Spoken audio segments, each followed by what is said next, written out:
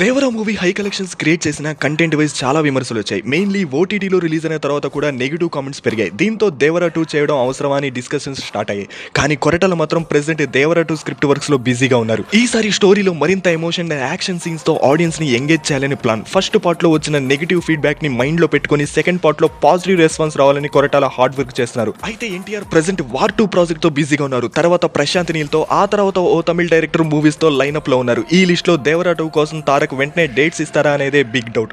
ఈ గ్యాప్ లో Koratala new project చేస్తారని టాక్. ఇక ఫస్ట్ పార్ట్ లో జాన్వీ క్యారెక్టర్ పెద్దగా స్కోప్ లేకపోవడంతో సెకండ్ పార్ట్ లో తన క్యారెక్టర్ ని మరింత స్ట్రాంగ్ గా డిజైన్ చేయాలని ప్లాన్ చేస్తున్నారు. పార్ట్ 2 బ్లాక్ బస్టర్ అవ్వాలంటే స్క్రిప్ట్ లో చేంజెస్ కంపల్సరీగా చేయాల్సిందే. కానీ ఎన్టీఆర్ మాత్రం దేవరా చేయడానికి అంత ఇంట్రెస్ట్ గా లేరని తెలుస్తుంది. ఆయన టీమ్ లో చాలా మంది సీక్వెల్ అవసరమా అని క్వశ్చన్ వేస్తున్నారు. మరి ఈ కంక్లూజన్ కి ఎప్పుడు ఫుల్ స్టాప్ పడుతుందో, పార్ట్ 2 ఎప్పుడు స్టార్ట్ అవుతుందో అఫీషియల్ అనౌన్స్మెంట్ వచ్చేసరికి వెయిట్ చేయాల్సిందే. మరి దేవరా 2 పై మీ ఒపీనియన్ ఏంటో కామెంట్ చేయండి.